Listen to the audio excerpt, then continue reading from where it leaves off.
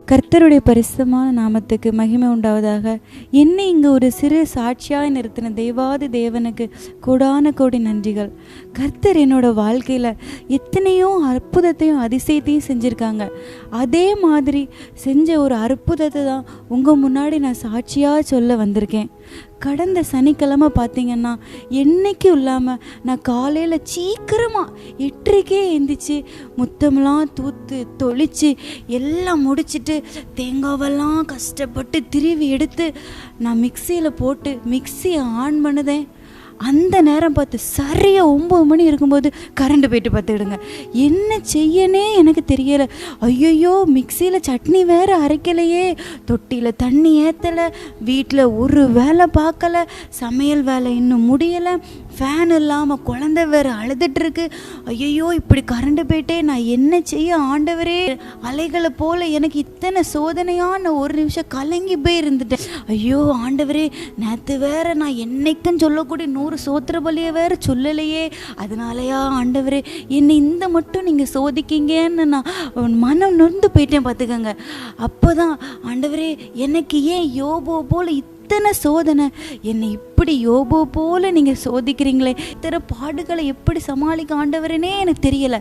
அந்த நேரத்தில் தான் நான் நினச்சேன், ஜெபம் பண்ணுவோம் அப்படின்னு சொல்லிட்டு ஆண்டவருடைய சமூகத்தில் உட்காந்து இட்டை விடாமல் ஆவியில் நிறைஞ்சு வல்லமையாக, ஆண்டவரே யாக்கோபை போல் நான் ஜெபம் பண்ணுவேன். ஆண்டவரே, எனக்கு கரண்ட் நீங்கள் தரத வரைக்கும் மட்டும் நான் அந்த இடத்த விட்டு எந்திக்காமல் நான் ஜெபம் பண்ணிக்கிட்டே இருப்பேன் ஆண்டவரேன்னு வல்லமையாக நான் ஜெபம் பண்ணேன் பார்த்துக்கங்க.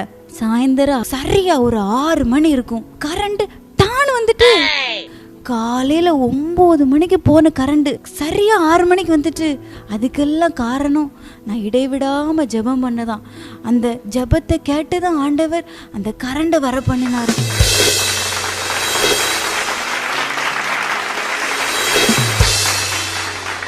சனிக்கிழமை பவர் கட்டுல அந்த நேரம்தான் ஆவியில் எனக்கு ஒரு பாட்டு தந்தார் பார்த்துக்கங்க. அந்த பாட்டை உங்களுக்காக நான் பாடணும்னு ஆசைப்படுதேன்.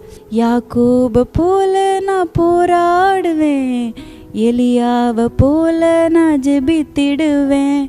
யாக்கோபை போல நான் போராடுவேன், எலியாவை போல நான் ஜெபித்திடுவேன். விடமாட்டேன் விடமாட்டேன், யாக்கோபை போல நான் விடவே மாட்டேன்.